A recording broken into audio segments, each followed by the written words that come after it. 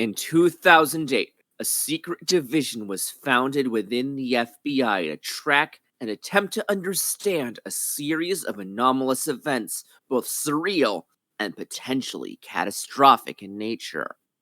These events would come to be known among agents of this Fringe division as the Pattern.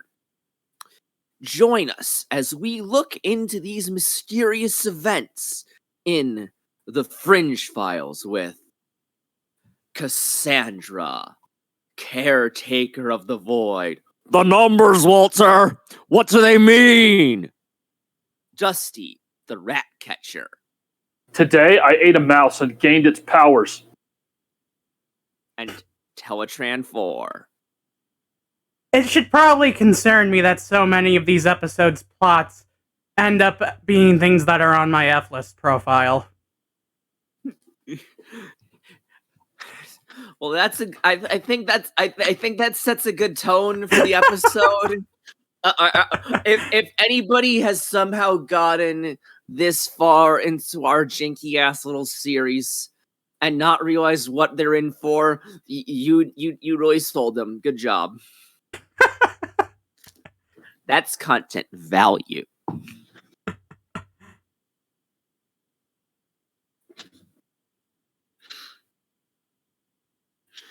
So, Fringe episodes 10, 11, and 12.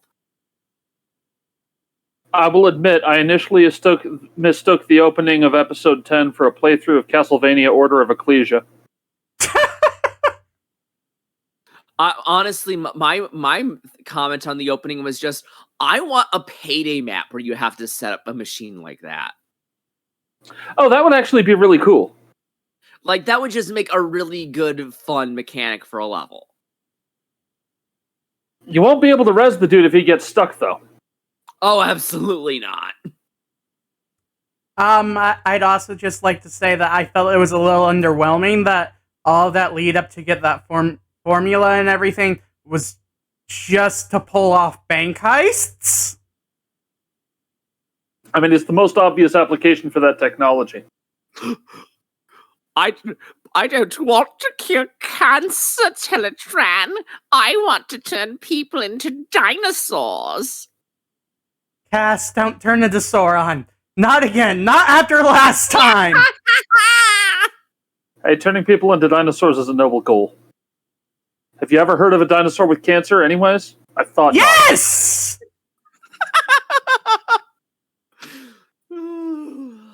Grimlock had, like, space cancer for a week. Okay, but Grimlock was also a robot dinosaur, which is different. I just want to note from Walter's rambling during investigating, like, man, those must have been really good.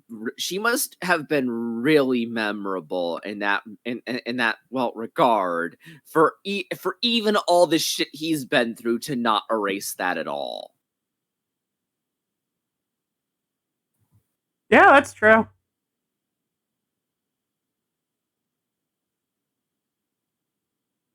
I'd like to say that in this episode, the Hannibal Lecter vibes I was getting from Dave Jones really hit their fucking apex.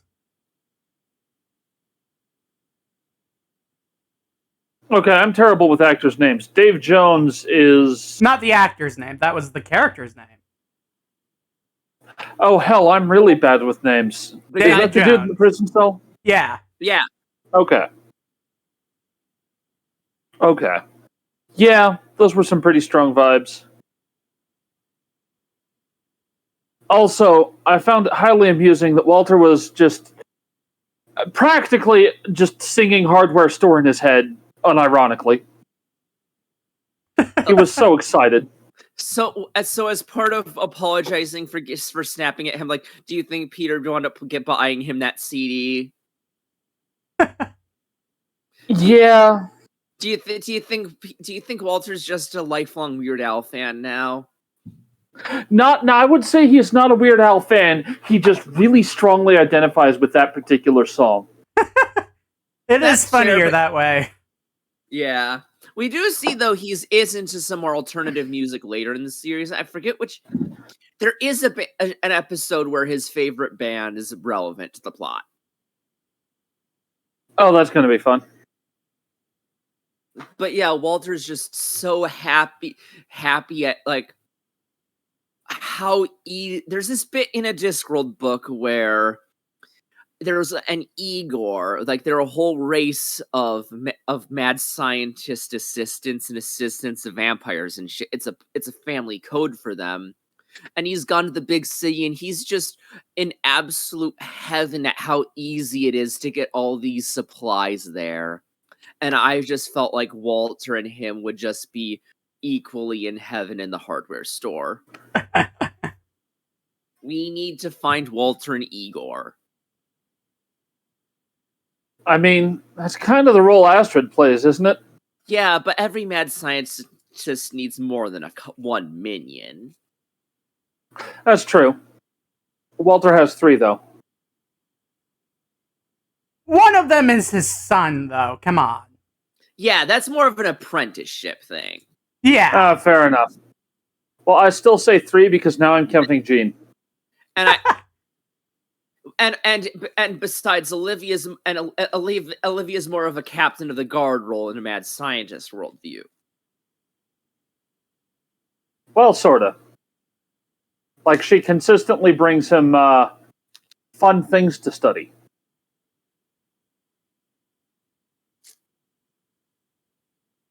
I wish I had someone who consistently brought me fun things to study. I'm just imagining some story of just an otherwise relatively average episode of just one of the one-off cases, but it's from Walter's perspective as he's just spending the episode just high off his ass, seeing himself as some old-timey court wizard. That's fantastic. It's an animated episode, the only one. There actually is an animated episode. What? Later in the series. Oh boy. What is it? Fringe versus Hedora? I will tell you nothing because I don't remember most of the context, but there is an animated episode. I forget what the writing around it was, but there was actual difficulty getting some of the actors physically together. So they did an animated episode to get around it. Oh, wow. Huh.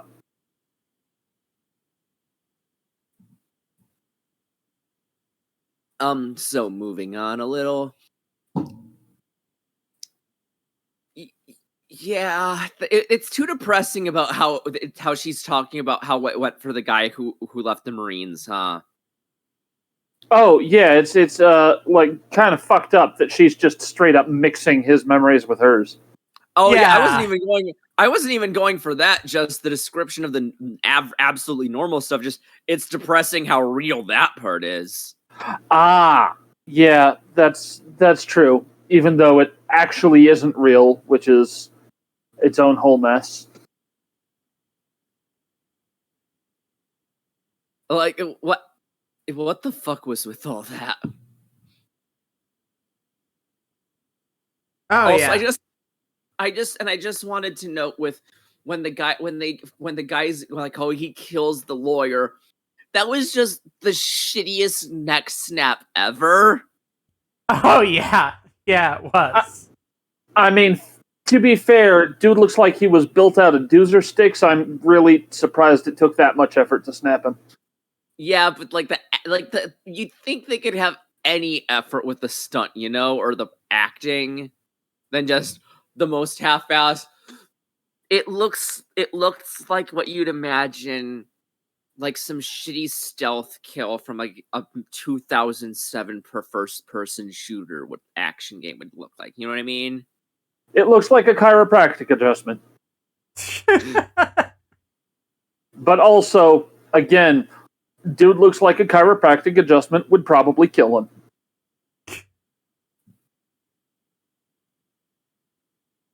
And that there is why chiropractors don't have medical licenses.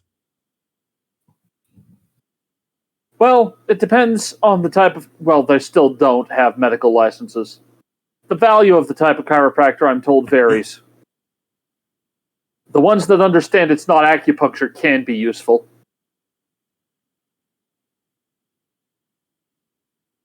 I just found interesting the implication that Black Cat apparently totally has cancer.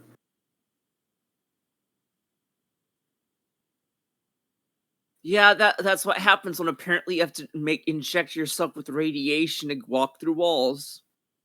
I mean, Yeah, basically.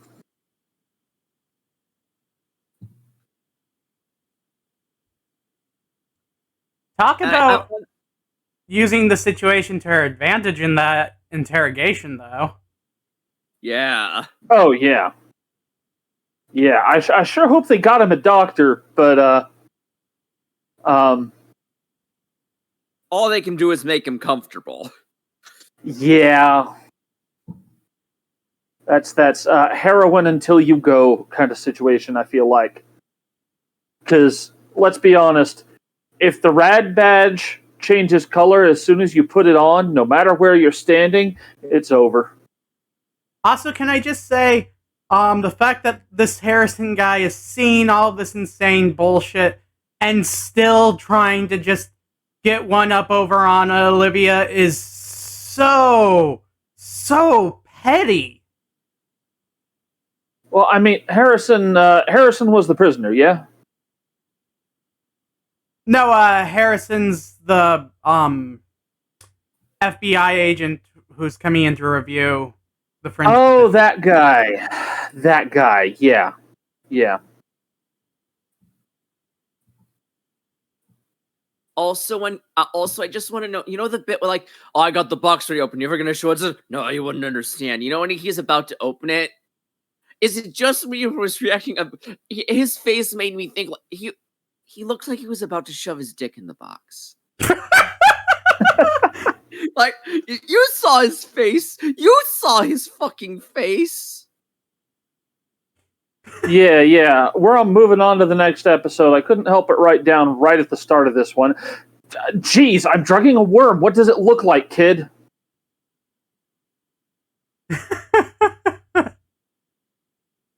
That's fair. I'm still not entirely sure what David Jones wants with Liv with the whole kidnapping thing, but that escape sequence was really fucking badass. Oh, she is so cool. Oh, yeah, it was fantastic. Also, I want to note, I'm really terrible with faces, and it took me this long to realize that the dude that they unwrapped the centipede from his heart in that previous episode is also absolutely been a primary antagonist for multiple episodes since. Yep. Like I complained in the notes here about how he wasn't even disguised. Why did they let him in here? Well, because he's an agent. He works there. Duh.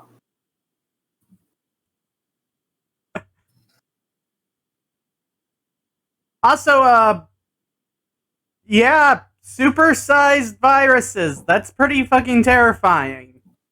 The common cold. I have here from what the first time when it appeared. Oh fuck, a yerk! That's legitimately what I think. That they legitimately look like yerks. I never actually watched the TV show, but in the various crappy video games they had, yerks were spherical and quite bright green. That's weird.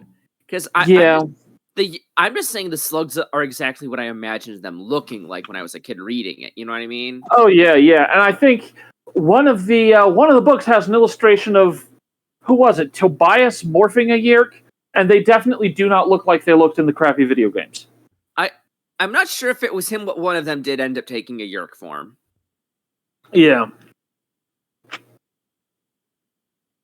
That sounds honestly dangerous from what little I know of Animorphs. I mean, what little I know of Animorphs aside from the terrible Transformer ones. If you want an Animorphs podcast, donate to Teletran4 whenever they set up a Patreon. Oh, you're talking about the toys. I'm just sitting here imagining Rachel acquiring Optimus fucking Prime. You're talking about the plastic toys. Yes, there were Animorphs Transformer toys made by Hasbro out of leftover Beast Wars stuff. Yeah, because how the heck else are you going to make a toy transform between a bear and a kid? But yeah. That was a disaster. I mean, this definitely did not...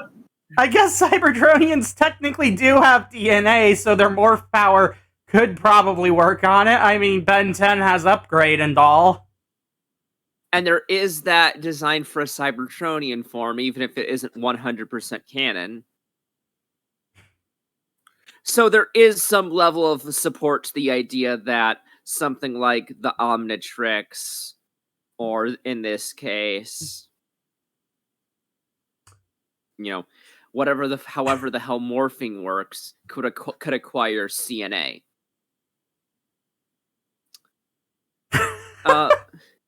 I just want to know. I just really loved loved seeing Walter getting so into. Oh yeah, this is good. Over the teaching stuff that was still playing. Mm-hmm. Yeah. And the fact, like, yeah, we had to catch weird shit like this all the time when I was teaching. I remember this. Well, I mean, imagine if you're teaching, especially a course on biology, how many times is the genetically modified rat that is specifically made to get the disease you are studying going to get out of its cage, and you're going to have to catch the damn thing? Like, especially if you're given this same lecture 4 times a day for an entire year. Oh, was it this episode or the previous one with the box of toys? The one before, yeah, I posted a picture of Walter with the toy with under the spoiler. Oh yeah, I remember. I had a note here about the previous episode. Hey, remember that time I built a time machine to abduct a dead doctor from the 1930s because you were dying of a super rare virus? No, Dad, I don't. Oh my gosh. What is it? I can't quite tell which figure is that, Tiv? Oh, I'm taking another look now. I have no idea. It's too generic. You don't think it's a G.I. Joe figure? I mean, it might be. It looks like it's definitely an O-ring figure. You know, those terrible, terrible things. Surprised it's not snapped in half. So it might be really faded, or it might just be crazy, but it gives me Imperial Officer vibes. Nah, it looks like too much of like a larger hood or something. I don't know. Fair enough. Maybe make that the thumbnail so if on the off chance somebody can comment what it is. That was just the best shot I could get of it, because for some reason all the other shots seem to not want to show much of it from the front. The Fringe Files, the case of the mystery 80s action figure. Put that as a potential title then.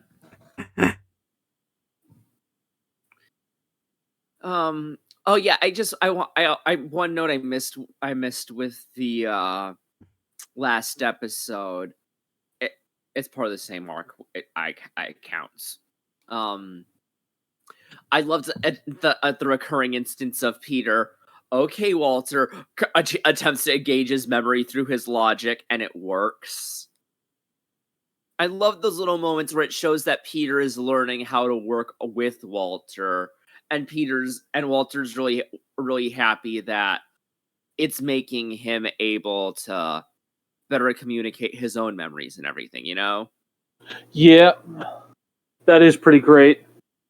I did notice as well, the Harrison fellow, like, seriously stretching disbelief for him to still be there at all on account of the first day he was there, he brought up his conviction by Olivia to Olivia and also to Olivia's boss.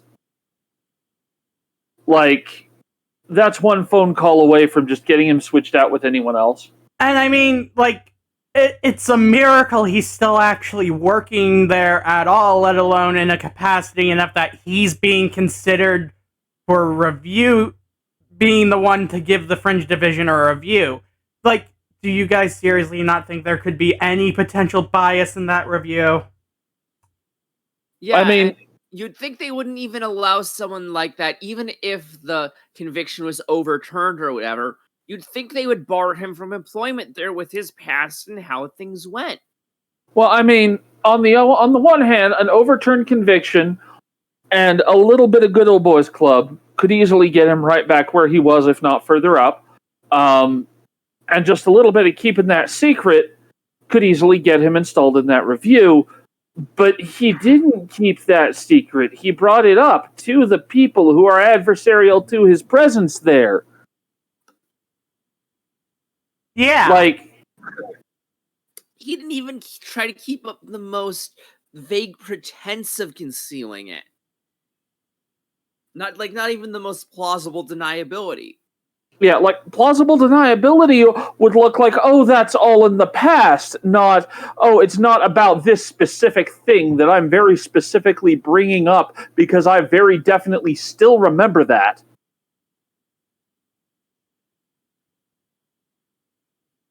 And, like, in the episode after this, they try to play him as the straight man who's doing things by the book, but, like, you kind of blew that with the earlier appearance in the previous episodes. He can't be that now. He's a guy with a grudge. Yeah. So these scientists that are called to this task force to oversee the country's preparedness for an epidemic, I'm calling from the future to let you know it's not very good. I guess. Wait, did COVID happen because those guys got killed? Quite possibly. Shit.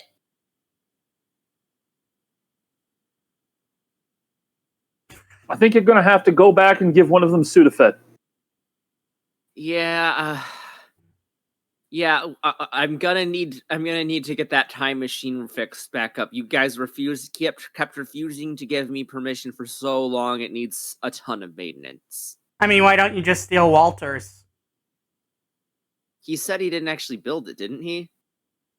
No, he built it and he put all the pieces in various places. He said never it didn't tested work. it. Yeah. He said he never actually fired the damn thing because Peter got better.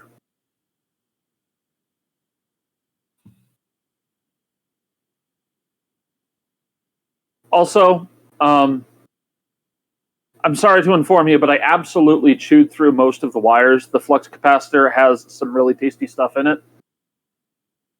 So that's gone now, too. I'll get to work on that right now. And going back through this episode... Dusty, this is why you're not allowed to visit Gigawatt. Listen, I was hungry and she wasn't using it, okay? Because they wouldn't give me the keys. Gigawatt is his own person, and he should just be allowed to live his life. If he's using his flux capacitor, I won't chew it open for the goodies. Look, if you want to know what happened the last time it ended up being used, go read IDW's Transformers Back to the Future crossover. Not sponsored. If you want a podcast cast on that, also that Patreon if and when it ever gets made.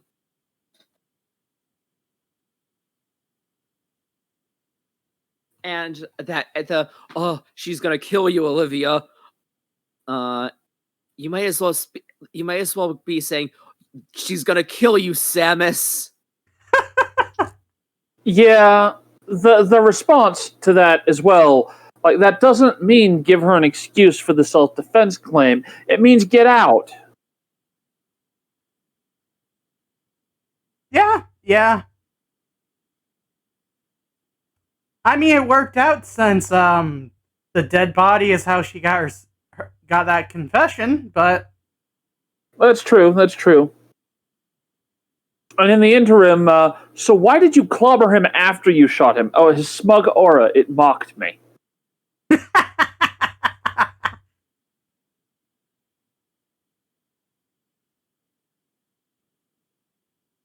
I mean, he did have a very smug aura. Yeah.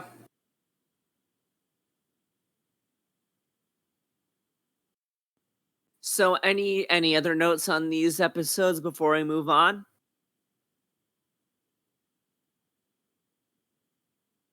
Not on those two. I just have one thing to say. Hyperviruses. Cursed.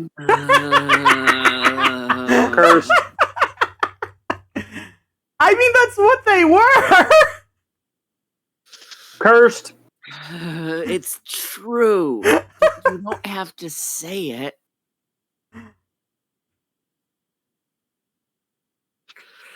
Episode 12. Let's get away from that. Of course, this episode reveals that Walter's favorite time of day is Cadaver o'clock. I mean, it is a good time of day. I'm imagining if you had another view into like the Walter's drugged view of the world here, I would do this as a parody of a Walter flavored parody of the Mail Time song from Blue's Clues. We just got a body. We just got a body. I wonder how he died. Oh, that's lovely. The immediately preceding is the mailbox a coffin on a huge version of the spring? Yes. No, it's just a hearse. It's just a hearse.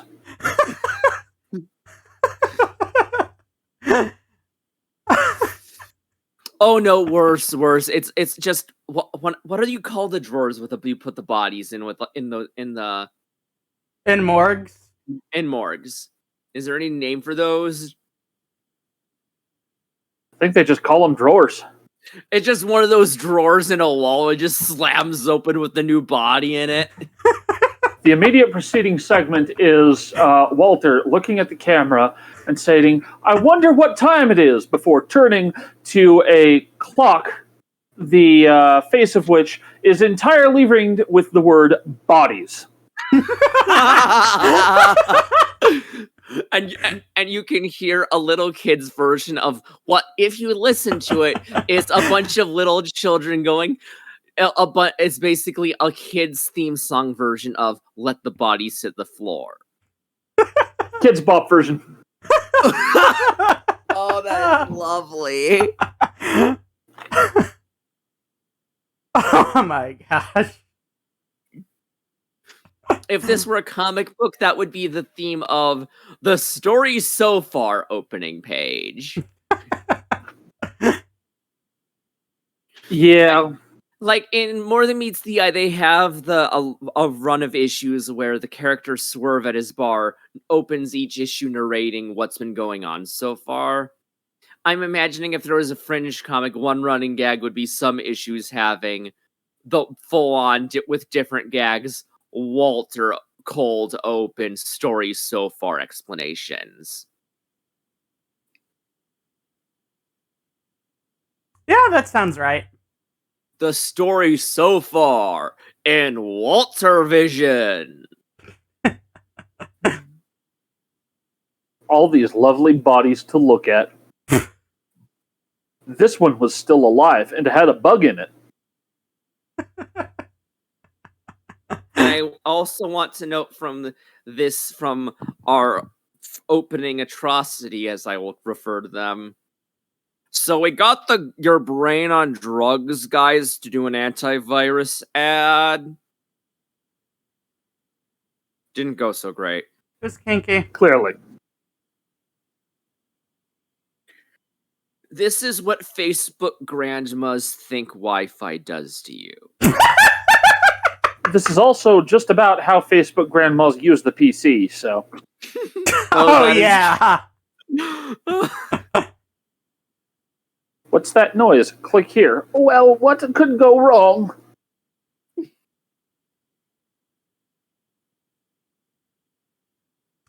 And he probably could have avoided having his brain melted if he had a VPN.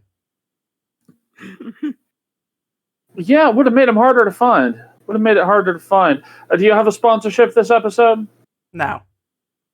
All right, well, we can't give him a free ad read then, now can we? No. Vague VPN. Just be smart about using the internet, people. Sponsored by... here, You never know when you'll find my search history and be horrified. Rather than a sponsorship, we're giving you a PSA because this is a podcast that's all about responsibility, god damn it. And the sponsorship this week is the PSA. Get a goddamn VPN. The more you know. Meanwhile, the witness at the car dealership is a bit too much of a salesman. He's trying to close to the cop who's interviewing him. Yeah.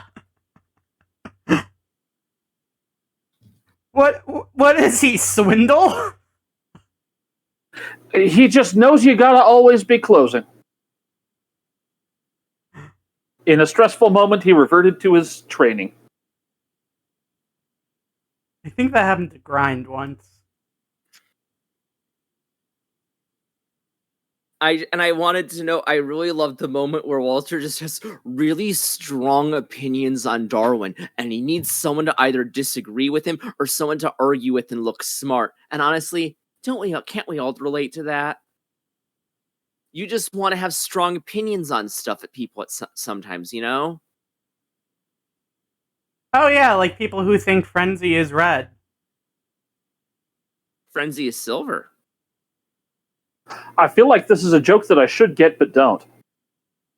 Don't worry about it. I can actually explain the Frenzy thing. Like, way back when, Generation 1 Transformers, right? Oh boy.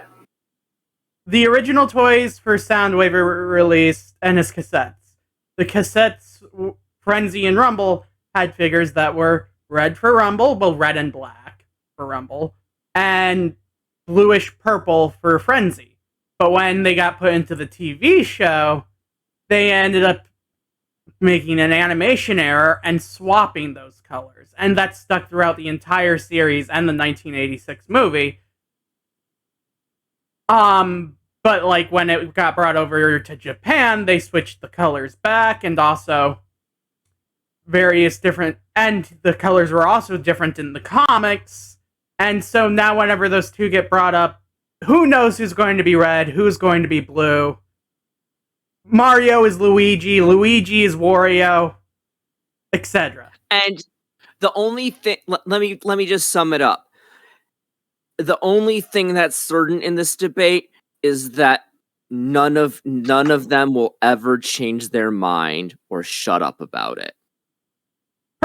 My personal opinion on it is the original toy is therefore the original intent, and since the color changes and everything from the original Microman stuff and Diaclone stuff was intended to make these characters and everything, go with what the very first one did. Or, just whatever one is in the story that the writers chose at the time. Yes, it's stupid. It's very, very stupid. I see. But I'd still rather sit in a room with someone who thinks Frenzy is red than sit in a room with someone who would say truck, not monkey. I see. Also, the moment I just want to say back to the show, just why just go to Astrid? You have the FBI. Like, do you have any idea what kind of data recovery the FBI must have? Well, here's the thing. Fused is a term with a specific meaning that the only one that can apply to a set of hard disk platters because they don't move in relation to each other and they don't touch each other is that the material itself was thermally fused. That's well above the Curie temperature of the media, so already Astrid was working miracles. Yeah, Oh, yeah. how I think they just haven't. I think she was just using it metaphorically. Because otherwise, how the fuck did that computer virus cause a physical hard drive to fuse into a lump? I mean, you Well, it saw the doesn't. literal burn marks on the thing. Right, True. so it did that to the platters. It would have been impossible to even read that if the platters weren't capable of spinning. So what it did is it damaged the platter media. Now, as to how to get it to do that, you're going to want to use the halt and catch fire opcode. Is that a basic function these days? I suppose it depends on who you're buying your CPUs from. Try to avoid the ones that are from mad scientists.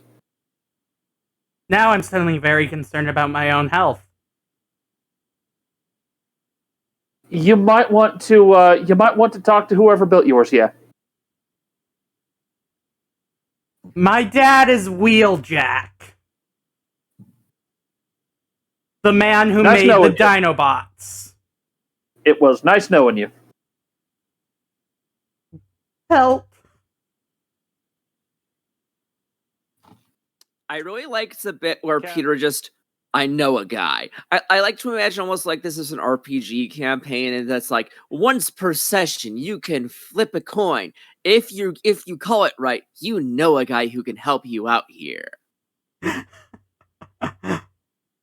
I feel like that would be a messy role to employ because it would force the GM to make up an entire NPC on the spot. Maybe it's more one of those things that's like some settings have like fate point type things, like once a session burn a fate point type thing. Mm-hmm. Just keep a stock of stock names, you know? Or just use the big fantasy name generator site I always use. That's true, but there's a certain field randomly generated stuff. True. But if you have a list of stock names and stock personality traits, just bash a few of those together, and bam, new NPC. I just like the idea of a mechanic of just as a skill you can unlock. I know a guy. Yeah, that's actually how skills work in the feng shui role-playing system. Oh yes, I'm quite interested in that. I'll talk to you more about this after the podcast, but there's some my setting stuff I'd really love to try there. Oh boy. And continuing, Walter was just I just have to note this from when Walter was just rephrased. Walter was just going, I'm almost certain I had a very good reason to order all this baboon cum. Yeah. That's one of those throwaway lines the authors like putting in here. I refrained from making a note of it because I knew that you would.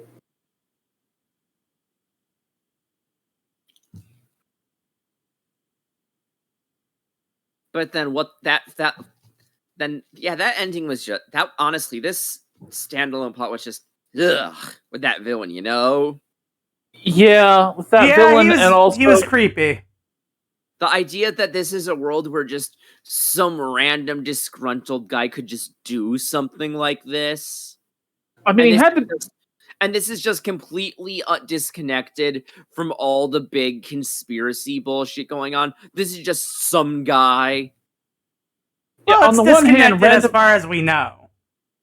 Yeah, it seems mostly a bottle episode aside from Peter and his mysterious past. Yeah, it's a random genius, to be fair, but also it is incredibly mundane as plots go for this. It's ridiculous enough to be in CSI Miami, but not to be in an SCP article. Honestly, some SCP articles do kind of cover this territory. You might want to. There are some of the newer stuff is quite good. Well, I mean, I'm not saying. And besides, I have to like them now. I'm very flattered because not only is one of their big story hubs these days, all about storytelling anomalies and stuff, and storytelling as part of reality. It's a nexus of anomalies centered in Wisconsin, so That is amusing. I have to like the guys. That's fair enough. That's fair enough. I have a note here, by the way, and I couldn't help this because this is the face I associated with the voice in my head. Stay right where you are, says Cookie Monster.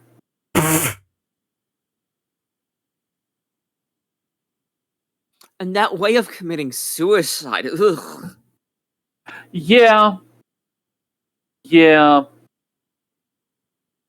You don't put your head in a microwave. There's better ways to go. He made your head be the microwave. What the shit?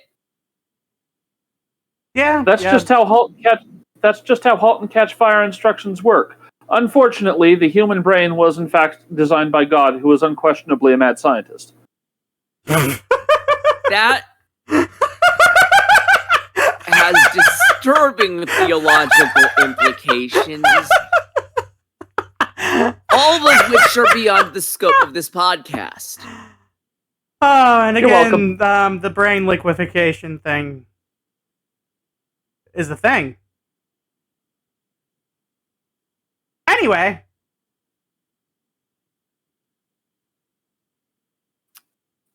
So before we wrap up this episode and going into our closing stuff, any last notes? It's still hilarious to me that Harrison is working in this department at all. Oh yeah. So after he brings up the personal vendetta to Broyles and Dunham both, he starts threatening Broyles, and he's still there.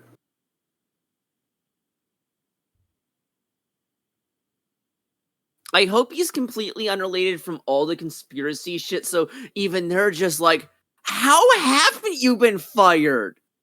We're not protecting you or anything. What the fuck? No, nobody likes you. I think I have a vague idea. His boss really likes ketamine and is just about to wake up from a bender. His boss is Moon Knight? Yeah, sure. How would you feel? Okay, which of those three is going to have an identity working for the FBI, apparently? Probably Steven. There's a character role swap idea to talk about as a video idea later. Oh boy. Well, actually, with John Scott's memories in her head still, imagine Liv as Moon Knight. Oh, Olivia. Yeah, just Olivia. Let's do Olivia as Moon Knight as an AU video. Let's do that sometime. I'm not sure I could imagine her fighting a werewolf, but she did pretty okay against that one dude who had a catch moon. Yeah. So, before we finish up, what do you think is going on right now? I have no idea, but I'm half expecting Liv to end up with some sort of superpowers. Well, it's J.J. Abrams, so actually nothing, just the trappings. I think from what I remember, at least this bit, it's good. It's later that it completely shits the bed and becomes a different show. From the first 5 seasons, the mystery is building up really well and things lead well into each other. Well, yes, but just because it builds up well doesn't mean it gets a satisfying answer. Without the satisfying answer, then what it was leading up to is what's going on. Oh, what they're leading up to now is good. What they're leading up to ultimately is dog shit. Okay, fair enough. Because J.J. Abrams, if you are for some reason listening to this, why? God. Well, yeah, why? Second, thank you. Third, go to hell. Learn to write a decent ending.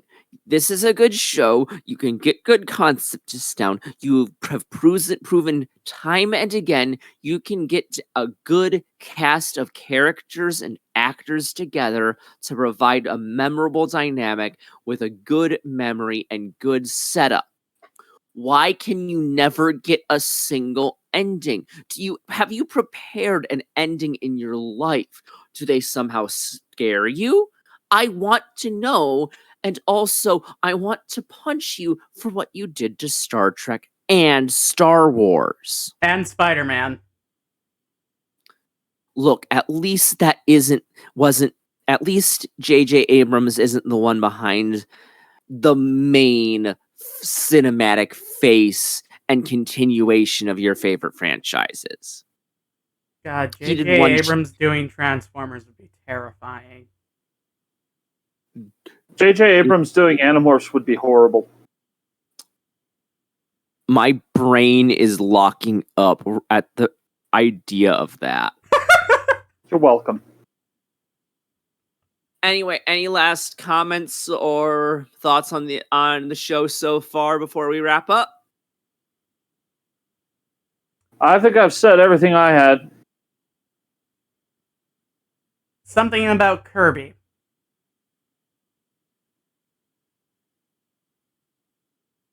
Walter would love Kirby. Yeah, he would. Just Honestly, can't you imagine during some cold open, just Walter just sitting there in the lab staring at a TV playing one of the first games on an SNES?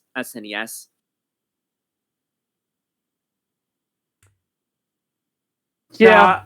God, I'm imagining an alternate universe where Walter tries to find his device that should be able to recover anyone from anywhere, right? And he tries to bring Kirby into the lab.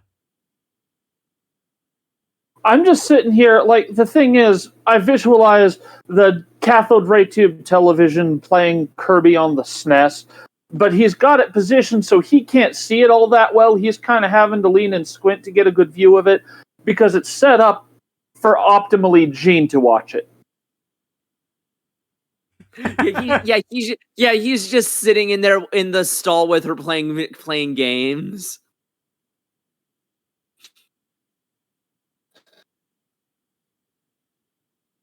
It's for his entertainment, but primarily for Gene's. I also feel like he might enjoy Earthbound a lot. Oh, yeah, that tracks. Yeah. And with that, I think it's about time to wrap up. This has been another episode of the Fringe Files. I think we only have another episode or two before we're done with the season. That means I'll have to buy another season on Amazon. Oh, I'm showing 20 episodes in the season, so... Oh, a couple more of our episodes. Okay, that makes sense. So this has been Cassandra with Dusty and Teletran 4. Thank you for joining us in Fringe Files. Good night, everybody. Good night.